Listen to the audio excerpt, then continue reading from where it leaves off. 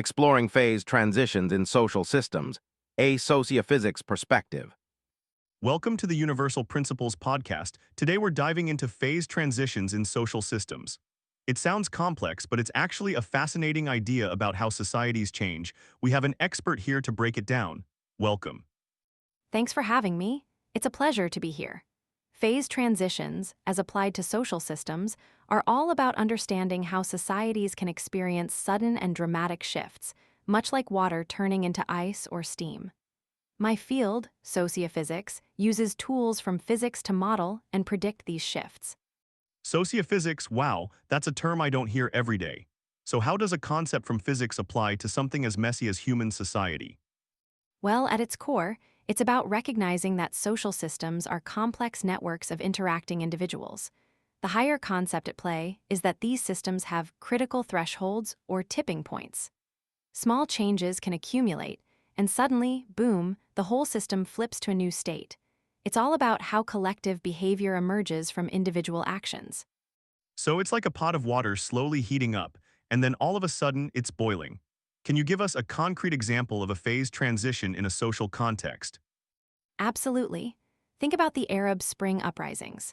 Seemingly small acts of protest, fueled by social media and economic discontent, reached a tipping point where widespread revolutions erupted across several countries. It was a rapid, large-scale change triggered by a confluence of factors reaching a critical threshold. That's a powerful example. So social media acts like a catalyst, speeding up the heating process until things boil over. Exactly. Another example is a market crash. Individual investors make decisions based on various signals, but fear or panic can spread like wildfire. When enough investors start selling, it triggers a cascade effect, leading to a sudden and dramatic collapse of the market. It's a phase transition from relative stability to chaos. Okay, I'm starting to see how these seemingly disparate events can be understood through this lens. Are there other fields that use similar ideas? Definitely.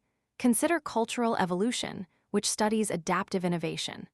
It looks at how new ideas or technologies spread and become adopted by a population, and that process can experience phase transitions. A new technology might exist for decades without wide adoption, then suddenly, seemingly overnight, it becomes ubiquitous. So how can we use this knowledge of phase transitions in a practical way? What advice can you offer? First, always be aware of the underlying conditions. Pay attention to the temperature of the social system. Second, identify potential tipping points. What factors could trigger a rapid shift? Third, understand feedback loops. How do different elements of the system influence each other, and how might those feedback loops amplify small changes? That's great advice. It sounds like being proactive and looking for patterns is key. Thanks so much for sharing your expertise with us. Any final thoughts? Just remember that social systems are dynamic and unpredictable. But by understanding the principles of phase transitions, we can be better prepared for the inevitable changes that come our way. And who knows, maybe even influence them for the better. Fascinating stuff. That wraps up another episode of Universal Principles. Thanks for tuning in, and we'll catch you next time with another mind-bending concept.